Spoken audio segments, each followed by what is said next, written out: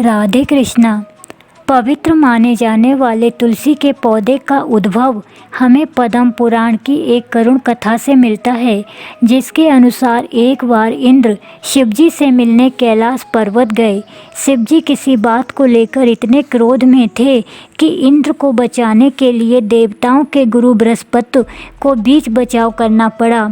इंद्र को मारने के लिए शिवजी ने गुस्से में जो तड़ित फेंकी, वह समुद्र में गंगा के संगम पर जा गिरी, जिससे जलंधर का जन्म हुआ।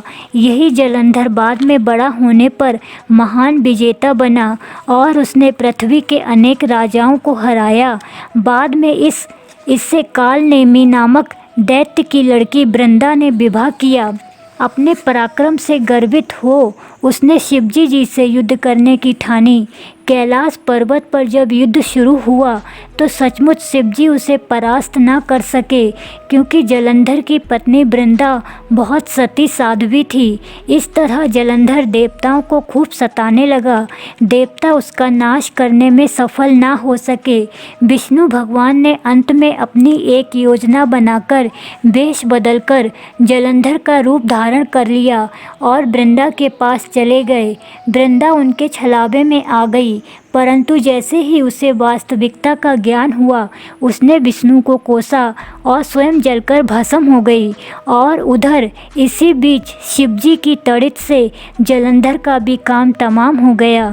इधर उधर छिपे देवता बाहर निकल आए, परंतु विष्णु वृंदा के महल से बाहर नहीं निकले। वे दुख से पागल थे और वृंदा की राख में लौटते रहे। वे सफल हो गईं। पार्वती जी ने वृंदा की राख में 3 बीज रोपे, जो तीनों पौधों के रूप में उगे। उनमें से एक पौधा तुलसी का था। विष्णु भगवान को ये तुलसी का पौधा ही वृंदा का दूसरा रूप लगा। श्री हरिप्रिया तुलसी को सदियों से भारतीय जनमानस में एक अत्यंत पवित्र पौधा माना गया है। हिंदू धर्मावलंबी तुलसी को जगत जननी मानते हैं। इसे वृंदा भी कहा जाता है। तुलसी शब्द के विश्लेषण से ही कहा जा सकता है कि जिसकी तुलना किसी से ना की जा सके, वह तुलसी कहलाती है। अंग्रेजी का बेसिल शब्द ग्रीक भाषा के बेसिलिकॉन शब्द से व्युत्पन्न हुआ है, जिसका अर्थ होता है राजसी।